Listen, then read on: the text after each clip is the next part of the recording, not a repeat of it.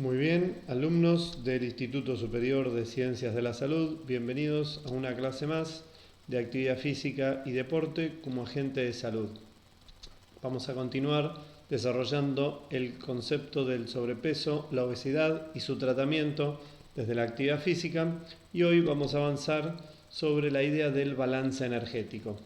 Esta cuestión que hace al control del peso corporal, dado que es la relación que vamos a encontrar entre la comida que ingerimos y la actividad física que realizamos. Recordando que habíamos encarado esta problemática de la salud global desde la concepción de los tres factores que involucran al impacto tecnológico, a la mala alimentación y al sedentarismo. Entonces, bajo este enfoque es que vamos a relacionar el gasto de energía por medio de la actividad física y la ingesta de alimentos que van a proporcionar esa energía.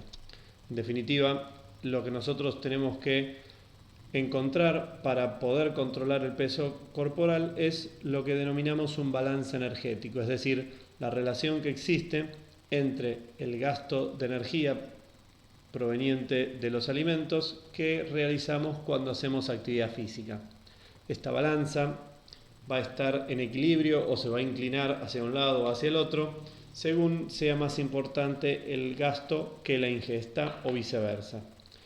Cuando nosotros encontramos una ingesta que supera al gasto, es decir, ingerimos mayor cantidad de energía proveniente de los alimentos que la que gastamos mediante la realización de actividad física, decimos que estamos en presencia de un balance energético positivo.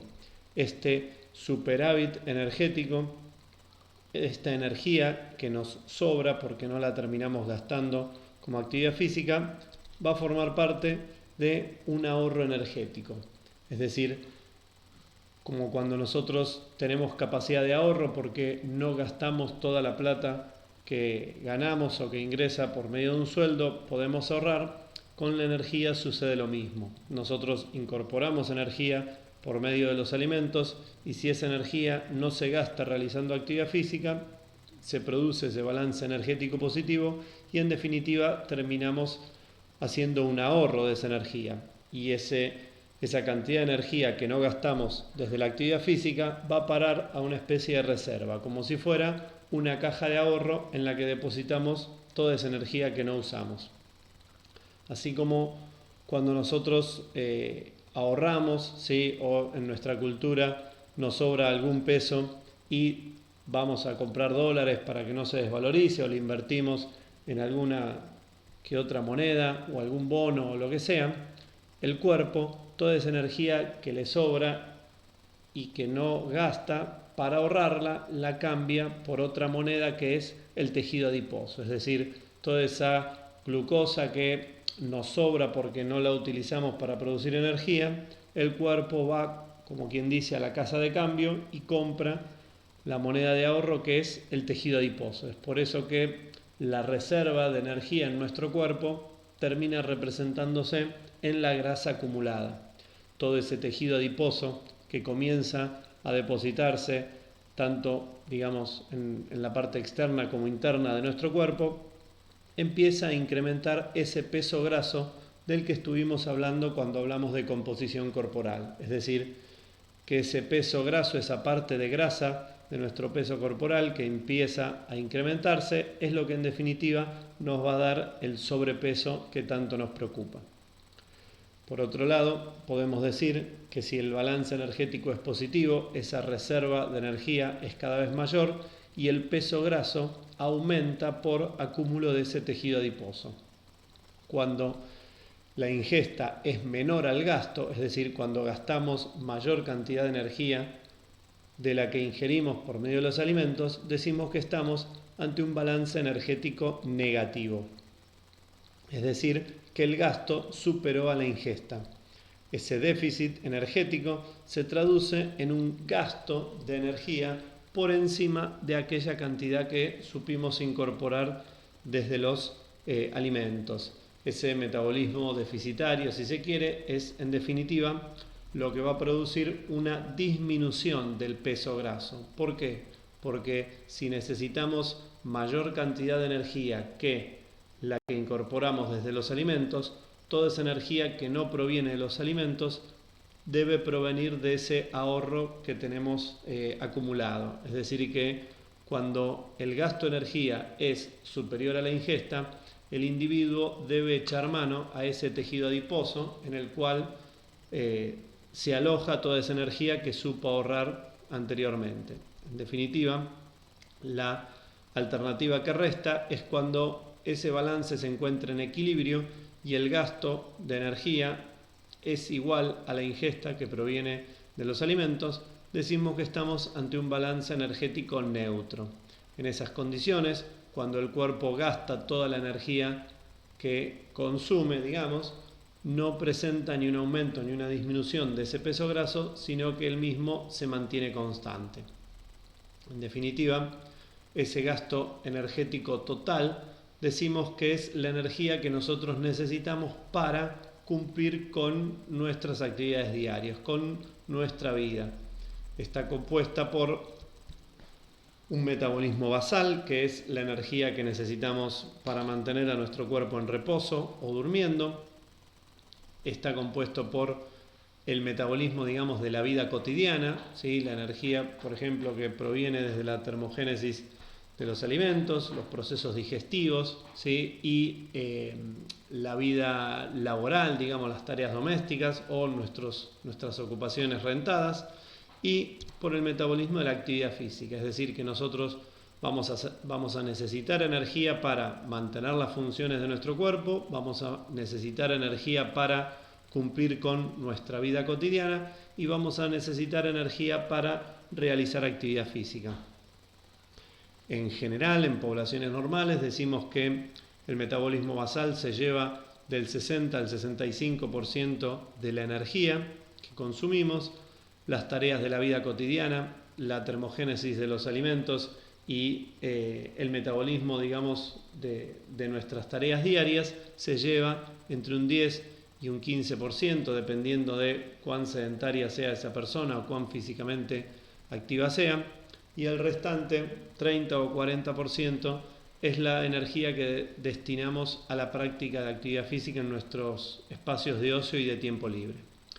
En definitiva, ese combustible que nosotros necesitamos para cada una de estas tareas, ya sea para mantener a nuestro cuerpo en reposo o para las tareas de la vida cotidiana o para la realización de actividad física, es un combustible que proviene, como dijimos antes, de ese tejido adiposo, para lo cual nosotros utilizamos para mantener esas funciones del cuerpo y, en definitiva, mantener activo el metabolismo. Es decir, que independientemente del objetivo, si es mantener las funciones del cuerpo o utilizar la energía para los procesos digestivos o las tareas de la vida cotidiana o para realizar actividad física, ese combustible se termina utilizando para producir un trabajo metabólico que tiene que ver con el funcionamiento del cuerpo.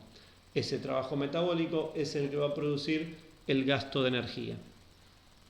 Entonces, lo que nosotros tenemos que madurar es el concepto de lo que hoy por hoy se entiende como NEAT. NEAT es un acrónimo que se utiliza para identificar la energía, ¿sí?, que nosotros necesitamos para no hacer actividad física, ¿sí? Tiene que ver con toda la energía que nosotros gastamos sin hacer actividad física. Y hoy por hoy la discusión va por este lado, ¿sí? Cambiar el estilo de vida, cambiar los hábitos y las costumbres, ¿sí?, proponen incrementar este NEAT, es decir, subir la cantidad de energía que necesitamos, ya sea para mantener a nuestro cuerpo en reposo o para nuestra vida cotidiana. Por eso hablamos de dejar de usar el ascensor y usar las escaleras, abandonar el transporte motor y incorporar al transporte activo, ¿sí?, la bicicleta o caminar, el cambio en las tareas domésticas, en fin, toda la energía que nosotros podamos gastar que no venga por el lado de la realización de actividad física es lo que hoy por hoy se entiende como clave para aumentar esta idea del control de peso. Es decir, el gasto energético no solo viene por la realización de actividad física, sino que si logramos cambiar esos hábitos y costumbres que nos llevaron a presentar tan altos índices de sedentarismo, bueno, estaríamos subiendo este NEAT y estaríamos mejorando sustantivamente nuestra calidad de vida. Entonces, la pregunta es, bueno, ¿y cómo podemos hacer para gastar más combustible? ¿Cómo podemos hacer para incrementar esa tasa metabólica, ya sea sin actividad física o durante la actividad física? Bueno, la respuesta es la misma que estábamos manejando la clase pasada. La clave está en el peso muscular. Si nuestro cuerpo tiene mayor cantidad de músculo, el metabolismo basal va a ser más alto. La energía que necesitemos para las tareas de la vida cotidiana va a ser mayor y de la misma manera estaremos gastando mayor cantidad de energía cuando realizamos actividad física en nuestro espacio de tiempo libre o ocioso. En definitiva, como habíamos hablado la clase pasada, la clave está en incrementar el componente muscular de nuestro cuerpo y reducir el componente graso del mismo.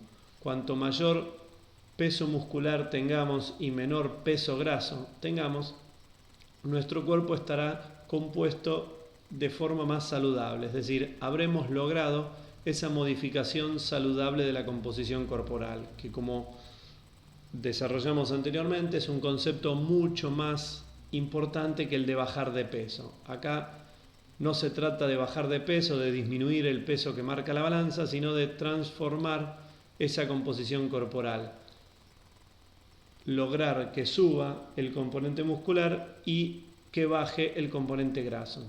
En definitiva, eso va a terminar produciendo un mayor gasto de energía que va a echar mano a esas reservas del tejido adiposo para utilizar como combustible para el trabajo metabólico, y al tener mayor peso muscular voy a ir teniendo menor peso graso. Es decir, es como un círculo virtuoso, ¿sí?, que si yo lo acompaño con una alimentación saludable voy a lograr cada vez una mejor modificación saludable de la composición corporal. Si vamos a pensar que ese trabajo metabólico que hacemos con nuestro cuerpo para gastar la energía estaba compuesta por la parte basal, la vida cotidiana y la actividad física, es importante entender cómo son los procesos por los cuales se compone esa demanda energética y cómo podemos saber cuánta energía necesitamos, ¿sí?, consumir o gastar para inclinar la balanza en el sentido que nosotros querramos.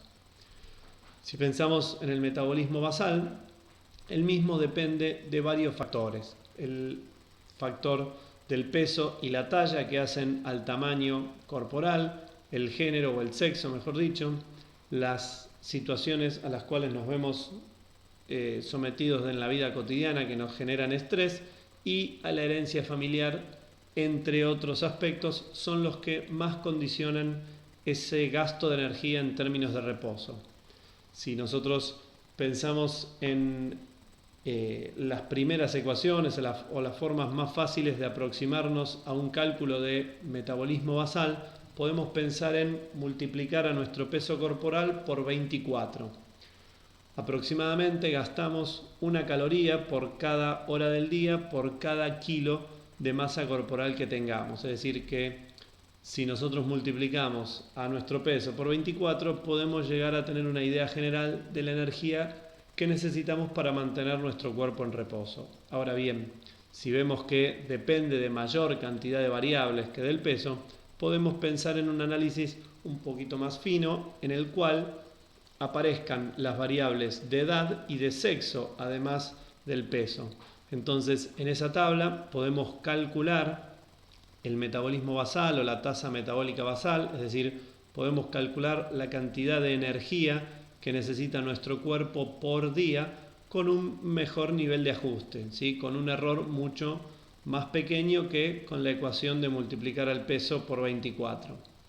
Pero si vemos que además del peso, además de la edad y del sexo, también importan otros factores, bueno, es importante ver una ecuación que ya ha cumplido 100 años, pero que no pierde vigencia, en la cual podemos dar cuenta de la cantidad de energía necesaria para mantener a nuestro cuerpo en reposo, al menos durante un día, y podemos ver que no solo se distingue el sexo, el peso y la edad, sino que también aparece la talla como variable de cálculo.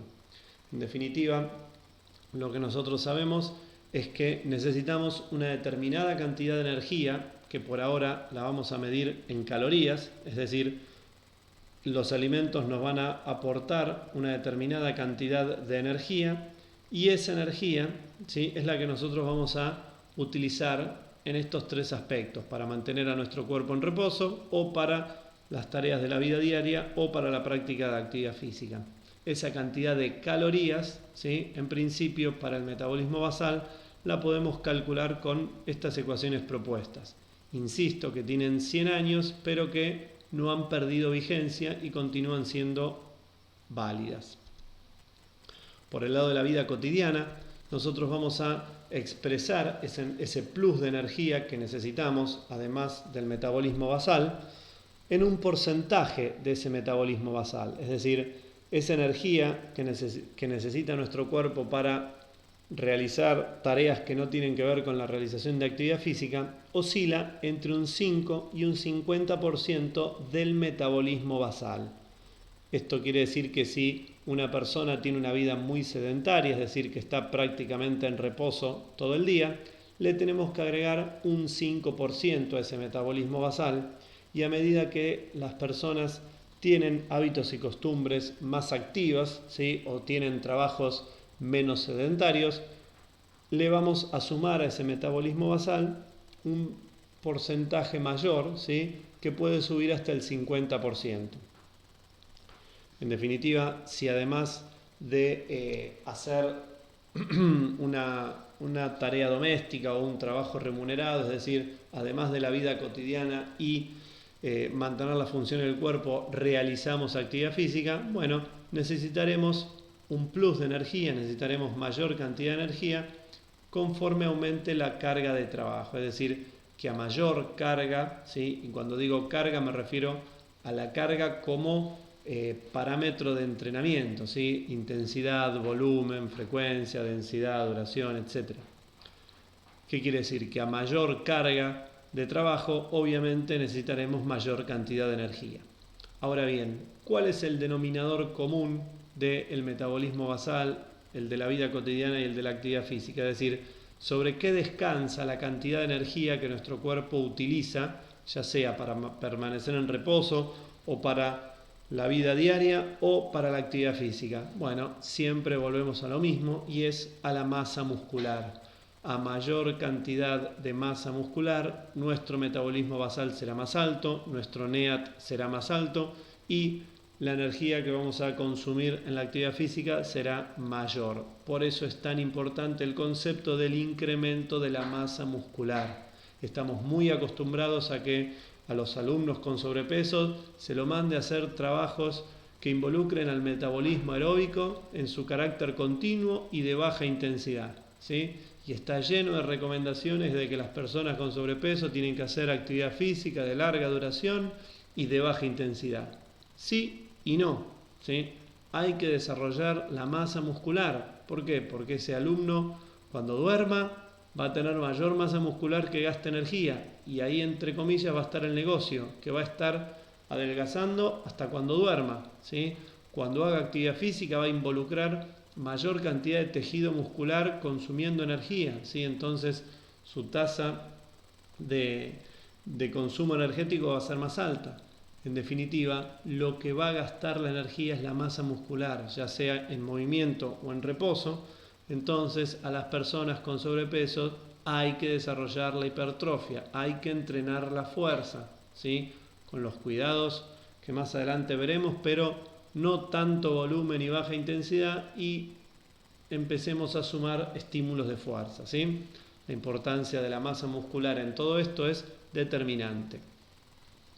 Ahora bien, ejemplifiquemos un poco para traer todos estos conceptos más cerca de nuestro campo. Pensemos en un alumno varón y en una alumna mujer que tienen características, ¿sí?, muy muy fácil de observar. Tenemos un varón con un comportamiento sedentario, ¿sí? De 95 kilogramos de masa corporal, 1,75 m de altura y 50 años. Y por el otro lado tenemos una mujer que es moderadamente activa, es decir, que su estilo de vida, su nivel de actividad física cotidiano es más alto que el varón anterior, pero tiene un peso de 70 kilogramos en 1,60 m de altura con sus 45 años.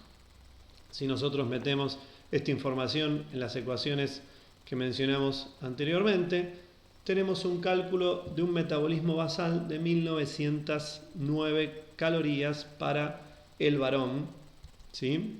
Y como dijimos que era una persona sedentaria, ¿sí? Le vamos a estar sumando un 10% de ese metabolismo basal. Recuerdan que iba del 5 al 50, siendo 5 una persona muy sedentaria y 50 una persona físicamente muy activa.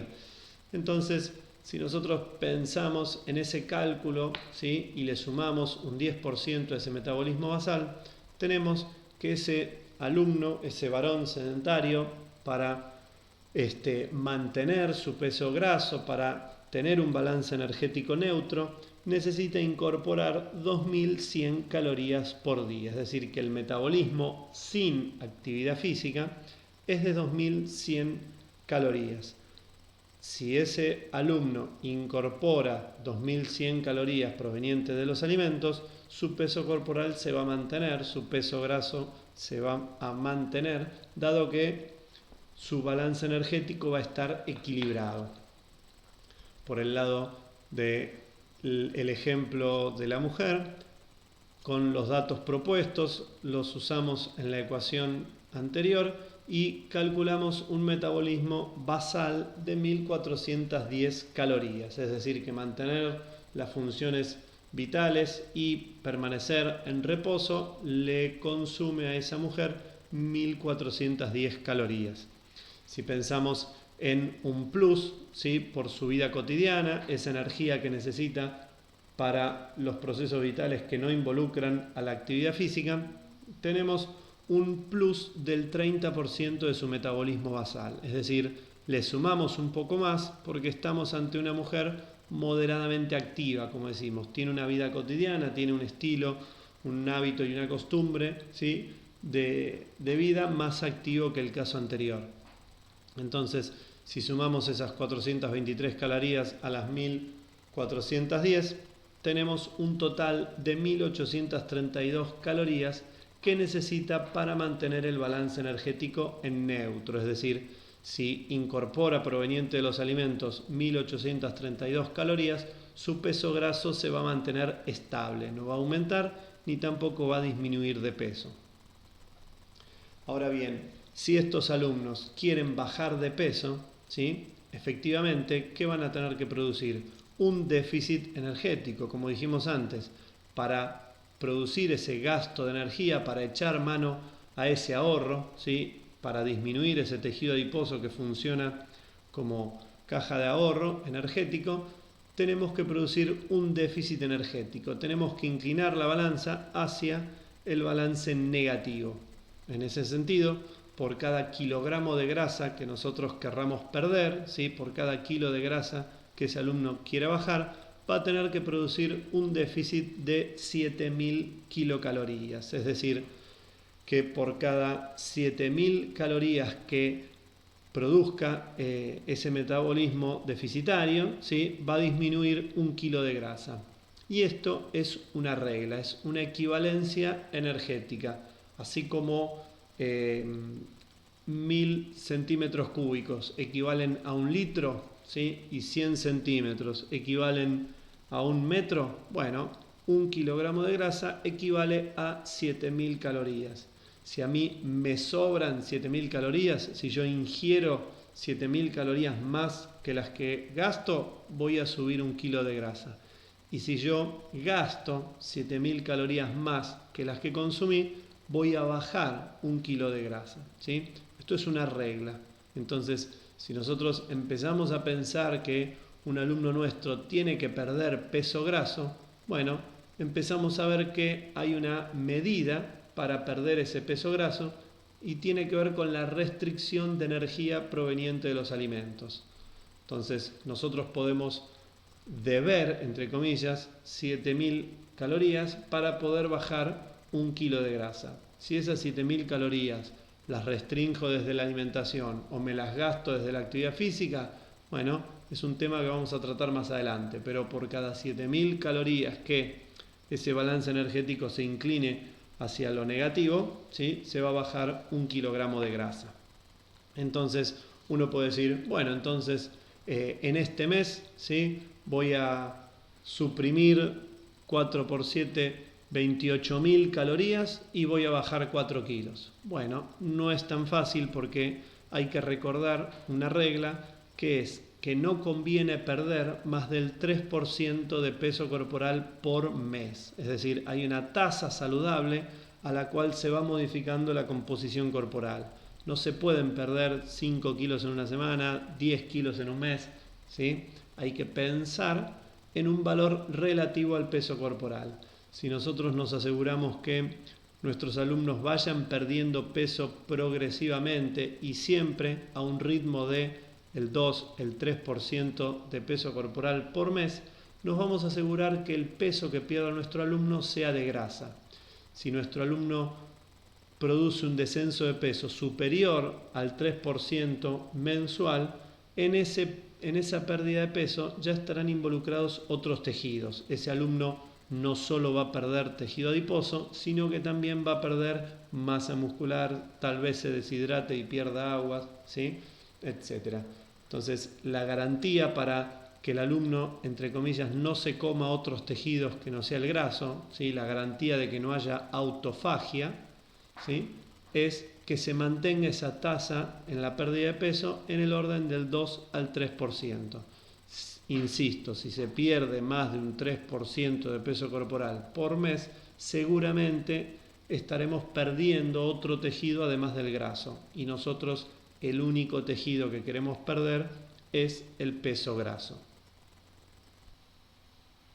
Ahora bien, previo a la prescripción del tratamiento de nuestro alumno con sobrepeso u obesidad, tenemos que hacer un diseño de ese plan de intervención y una programación de ese tratamiento de la obesidad para ir viendo en cuánto tiempo va a perder ese sobrepeso y qué tenemos que hacer desde la actividad física y la nutrición para poder cumplir con los objetivos propuestos. Si pensamos en ese ejemplo del varón sedentario de 95 kilos, 1,75 m y 50 años, podemos diagnosticar su sobrepeso o su obesidad a partir del cálculo del índice de masa corporal. Para los valores propuestos se observa un valor de 31 kilogramos por metro cuadrado, lo cual, según la clasificación que habíamos estudiado, podemos estratificarlo en el intervalo de obesidad leve, recordando que entre 18,5 y 25 unidades estaba el intervalo saludable, entre 25 y 30 ubicábamos a las personas con sobrepeso y por encima de 30 ya había cierta prevalencia de obesidad. En ese sentido, nosotros tenemos que pensar que ese alumno con sobrepeso tiene que acercarse al intervalo saludable. Por eso que vamos a plantear como primer objetivo un índice de masa corporal de 25 unidades, es decir, el corte del intervalo saludable va a ser nuestro primer objetivo para que de a poco vaya alcanzando luego un índice de masa corporal ideal, ¿sí?, que se ubique en el medio del intervalo. No podemos pretender que una persona que viene de un estatus de obesidad como esta alcance el corte inferior del intervalo saludable, que es 18,5. Pero con ubicarlo bien en el centro de dicho intervalo, ¿sí?, en el orden de los 22, 23 puntos, está muy bien para una persona que viene de ser obesa. Si recordamos cómo se calculaba el índice de masa corporal desde el cociente entre el peso y el cuadrado de la talla, podemos despejar a qué peso le corresponde ese índice de masa corporal al que nosotros apuntamos. A partir de la fórmula de que el peso es igual al producto entre el índice de masa corporal y el cuadrado de la talla, podemos calcular el peso objetivo que nuestro alumno tiene que tener para que con su estatura alcance un índice de masa corporal de 25 unidades. Es decir que nuestro alumno en principio apuntaría a conseguir un peso de 76,6 kilogramos que lo ubique dentro del intervalo saludable para que luego, continuando con el tratamiento, pueda alcanzar un peso ideal de 68,9 kilogramos, lo cual para su estatura lo ubicaría en el centro del intervalo del índice de masa corporal saludable. Ahora bien, viendo que hay una diferencia entre el peso objetivo y el peso actual, se puede calcular el sobrepeso que ese alumno tiene que lo separa de ese objetivo primario. Si producimos la resta entre el peso actual y el peso objetivo, encontramos que nuestro alumno tiene un sobrepeso teórico de 18,4 kilogramos. Si respetamos la tasa de pérdida de peso saludable, es decir, no superamos el 3% de peso corporal por mes, sabemos que en el primer mes ese alumno no va a tener que perder más de 2,4 kilogramos. La pérdida saludable de peso graso para ese primer mes de tratamiento de nuestro alumno es de 2,4 kilogramos. Si nos mantenemos en estos valores, seguramente el peso que va a estar perdiendo nuestro alumno va a ser un peso graso y la modificación de su composición corporal va a ser saludable. Ahora bien, si en el primer mes este alumno pierde más de 2,4, 2,5 kilos de peso, seguramente estará perdiendo tejido muscular o se estará deshidratando o estará haciendo autofagia. Es decir, se está, entre comillas, comiendo a su propio cuerpo para producir energía. En este sentido es importante recordar la regla que mencionamos anteriormente, no más del 3% de peso corporal por mes para que pierdan nuestros alumnos. En definitiva, si nosotros partimos de esta base, estimamos un tiempo que dure ese tratamiento, un tiempo para alcanzar el peso objetivo, que es de 7,67 meses, es decir, casi 8 meses de tratamiento, dado que vamos a perder los 18,4 kilos a razón de 2,4 kilos por mes, al menos en la primera instancia. Entonces, al comienzo del tratamiento, nosotros planteamos un tiempo estimado de 8 meses, ¿sí? El cual puede parecer mucho al principio, pero si lo pensamos críticamente, la verdad que no es nada. Piensen cuánto tiempo, cuántos años tardó este alumno en ganar 18 kilos y medio de grasa corporal, que los pierda en 8 meses está muy bien. Entonces, si nosotros recordamos que para producir un descenso del peso graso, para bajar de peso en definitiva, teníamos que producir un déficit energético que era a razón de 7.000 calorías por cada kilo de grasa que querramos perder, multiplicando esas 7.000 calorías por los 2,4 kilos de grasa que queremos perder en el primer mes, encontramos un déficit energético de 16.800 calorías, es decir, que nuestro alumno durante el primer mes de tratamiento deberá producir una restricción de 16.800 calorías que vamos a repartir entre la alimentación y la actividad física. Es decir, parte de esas calorías deficitarias va a tener que cumplirlas desde la alimentación, comiendo un poco menos que lo que necesita para mantener su peso, y otro puñado de calorías las deberá gastar realizando actividad física. En ese sentido, es importante saber que no podemos gastar la cantidad de energía que a nosotros se nos ocurra con nuestros alumnos. Depende de sus propias características, de su aptitud, de su nivel de entrenamiento. Entonces, en definitiva, apuntamos a una regla, ¿sí?, estimada, que es el peso corporal por 4. Si nosotros gastamos más calorías, por ejemplo, en una hora o en una clase, que el peso por 4, ya estaríamos ante un planteo demasiado ambicioso.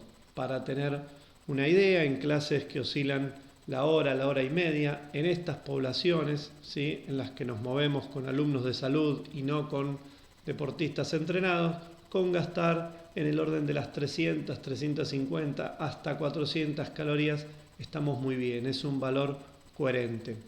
Para que recuerden la cuenta fácil, ¿sí?, repetimos el peso corporal por 4. En definitiva, ese alumno, más allá de que gaste una serie de calorías por clase, dispone de un tiempo para dedicarle a la actividad física, ¿sí? No podemos pretender que entrene 4 horas por día los 30 días del mes. Entonces, es importante definir cuántas clases mensuales, ¿sí?, va a llegar a cumplir ese alumno, no semanales, sino mensuales, y cuánto va a durar la clase. Es decir, el tiempo que tiene en definitiva para cumplir con las sesiones de entrenamiento. Si nosotros definimos que va a entrenar 13 clases al mes, ya que son 3 por semana, ¿sí? Imaginemos un alumno que entrena lunes, miércoles y viernes y cada una de las clases dura 60 minutos, bueno, podemos organizar que ese déficit energético se produzca en un 80% desde la nutrición y en un 20% desde el entrenamiento. Lógicamente, si ese alumno pudiese dedicarle más tiempo a la clase de educación física, podría tener un protagonismo mayor el déficit vinculado al entrenamiento. En lugar de estar hablando de un 80-20, podríamos hablar de un 70-30 o quizás un poco más. Pero en definitiva, nosotros sabemos que repartiendo ese déficit energético entre la alimentación y la actividad física en una proporción de 80-20%, va a tener que restringir desde la alimentación 14.880 calorías en ese mes y 3.720 calorías desde la actividad física. Es decir, que esas 14.880 calorías que representan el 80% de las 16.800 que tiene que perder en el mes, las va a producir desde la alimentación. Y si repartimos ese déficit en los 30 días que tiene el mes, pensamos que hay que restringir la cantidad de calorías que le aporta esa dieta por día en 496 calorías.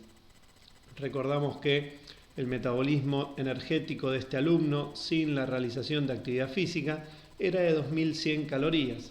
Si nuestro alumno ingiere 2.100 calorías, tiene su balance energético equilibrado y su peso graso se mantiene.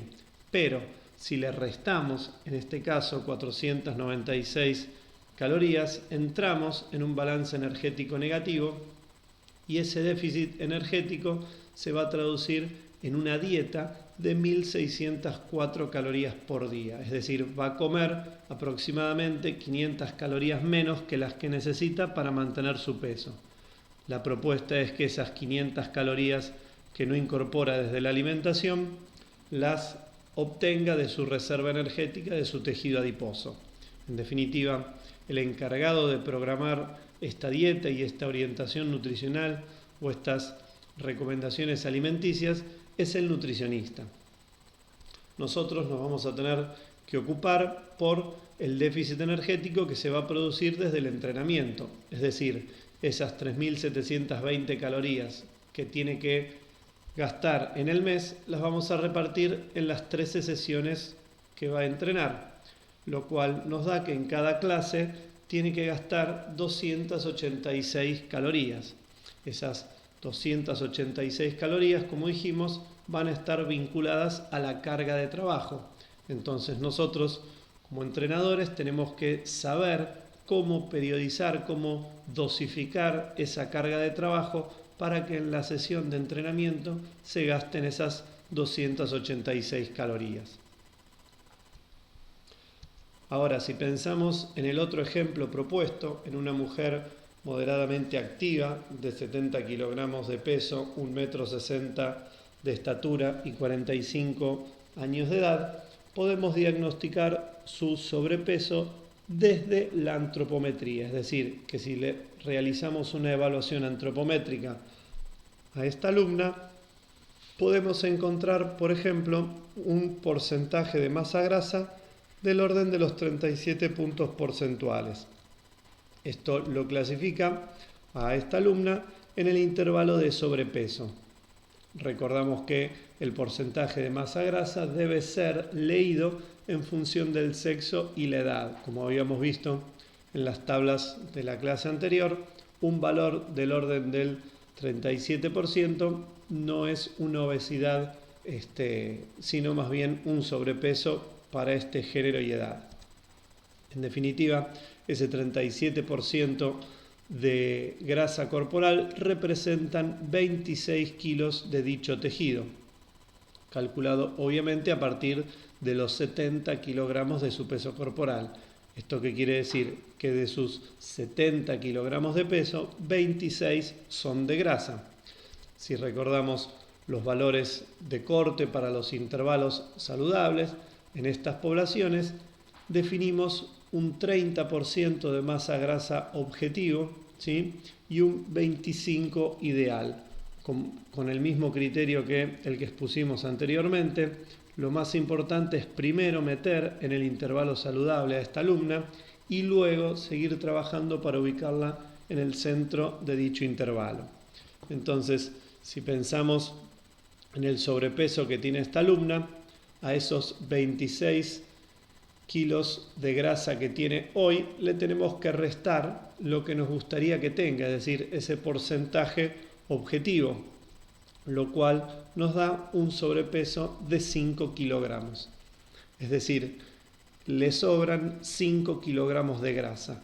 Su porcentaje actual está en el 37% y nosotros queremos que sea el 30%. Por eso es que ese 7% de grasa corporal que le está sobrando en 70 kilogramos de peso representan 5 kilogramos que hay que bajar. Eso hace que definamos un peso objetivo de 65 kilogramos. ¿Sí? El peso actual menos el sobrepeso objetivo, hablamos de 65 kilogramos para meterla en el intervalo saludable. Y encontrar un equilibrio ya en el centro de dicho intervalo representaría un peso de 61 kilogramos y medio.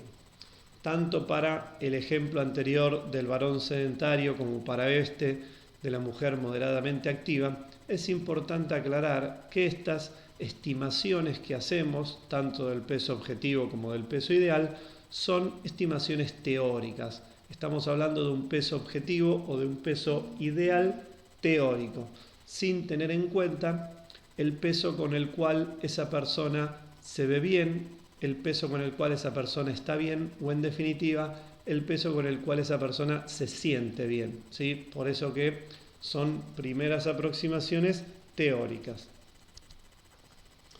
En este sentido, como dijimos anteriormente, respetando la tasa saludable de pérdida de peso por mes, encontramos que tiene que perder aproximadamente 1,75 kilogramos de peso el primer mes para asegurarnos que esa pérdida de peso sea saludable y que no esté perdiendo otros tejidos que no sea el graso.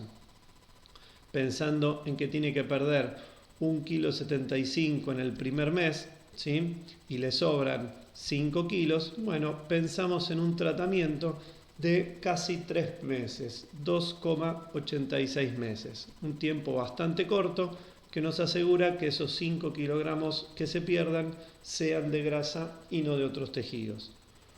Como sabemos, para producir una pérdida de peso hace falta inducir un déficit energético. La proporción sigue siendo la misma, tanto para hombres como para mujeres. Por cada kilo de grasa corporal que tengan que perder, deben restringir 7.000 calorías. Del mismo modo, cuando ingieran mayor cantidad de energía que las que necesiten, por cada 7.000 calorías que les sobren, van a ganar 1 kilogramo de grasa corporal, ya sean hombres o mujeres. Por eso es que aplicamos la misma forma que para el ejemplo del varón y encontramos que en el primer mes al menos de tratamiento, esta alumna va a tener que restringir su ingesta energética en 12.250 calorías. Esas calorías que va a tener que restringir las vamos a obtener de la misma forma que antes, en parte desde la alimentación y en parte desde la actividad física. En este sentido, y pensando de la misma forma que antes, tenemos que saber que una clase en estas poblaciones se ubica en el orden de las 300 a 400 calorías porque tienen un nivel de condición física, un nivel de funcionamiento metabólico que hace que no sean deportistas de élite, deportistas de alto rendimiento, entonces no podemos pretender que gasten más que esta cantidad de calorías. Entonces, igual que antes, tenemos que pensar cuánto tiempo va a entrenar en ese mes, cuántas horas tiene para dedicarle ese alumno a la actividad física y en función de sus posibilidades podemos programar una intervención de el 65 y el 35% repartido entre la nutrición y el entrenamiento. ¿Por qué le damos un poquito más de protagonismo aquí a la nutrición? Al entrenamiento, porque esta alumna parte de una base un poquito más alta. Su nivel de aptitud física es un poco mayor, dado que es moderadamente activa, ¿sí? Su sobrepeso es menor que el anterior, entonces en principio creemos que puede sostener una carga de trabajo un poco más alta en nuestras clases de educación física. Entonces va a poder perder mayor cantidad de energía desde la actividad física que el alumno anterior. Por eso cuando antes hablábamos de un balance 80-20, acá lo repartimos de forma más equilibrada. Si un alumno tuviese mucho tiempo para dedicarle a la actividad física, el tratamiento podría estar cerca del 50% para cada una de las disciplinas, pero generalmente cuesta dedicarle tiempo a la actividad física, entonces hay que pasar, como quien dice, un poco más de hambre. En este sentido, cabe aclarar que nos va a tocar trabajar con alumnos que tengan mayor afinidad por el ejercicio físico o mayor afinidad por la dieta, es decir, va a haber alumnos que le va a costar más hacer actividad física que dieta y hay otros que les cuesta más hacer dieta que actividad física. Entonces, estas cuestiones individuales también hay que meterlas en la balanza y si el alumno no tiene tiempo para dedicarle a la actividad física o no se siente cómodo, entre comillas, pasando tanto hambre, bueno, habrá que estirar el tiempo del tratamiento y habrá que resignar ese 2 o 3% de peso corporal por mes al 1,5%, ¿sí? Que en definitiva va a ser lo que mantenga la adherencia en el programa de ese alumno, ¿sí?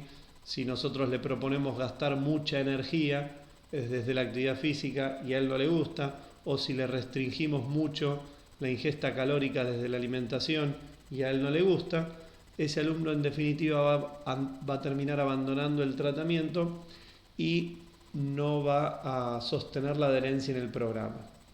Entonces, bueno, recordando que hay que meter todas estas variables en la ecuación, nosotros en principio para esta alumna proponemos un déficit energético desde la alimentación de 7.963 calorías que van a repartirse en los 30 días del mes, obteniendo un déficit diario de 265 calorías. Si recordamos el metabolismo energético de esta alumna sin la realización de actividad física, era de 1.832 calorías. Ingiriendo esta energía, la alumna mantiene su peso graso y encuentra un balance energético equilibrado, ¿sí? Pero si nosotros restringimos esas 265 calorías y nuestra alumna ingiere en su dieta 1.567 calorías diarias, va a estar produciendo ese déficit energético y durante ese mes va a perder el 65% de ese 1,75 kg de grasa que pretende perder.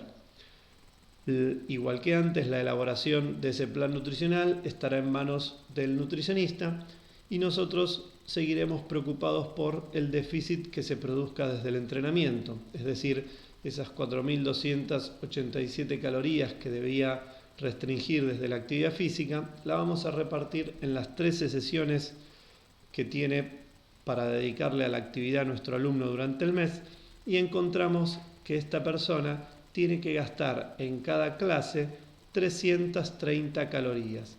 Esas 330 calorías estarán en directa proporción con la carga de trabajo que, comparándola con el alumno anterior, va a ser un poquito más alta. ¿Por qué? Porque decimos que su sobrepeso es menor y su nivel de condición física es un poco más alto. Entonces, en definitiva, nosotros como entrenadores somos los que tenemos que saber cómo periodizar las cargas, cómo administrar el entrenamiento para que se gasten esas 330 calorías. Acá distinguimos la importancia del trabajo interdisciplinario, ¿sí? La función que tiene cada uno de los profesionales en este tratamiento y cómo se potencian los roles desde el abordaje integral. Es importante que el alumno no consulte al nutricionista por un lado y después vaya a hacer actividad física por el otro, sino que sea en equipo el entrenador el que programa esta pérdida de peso y el nutricionista en el que programa el tratamiento nutricional y elabora esa dieta.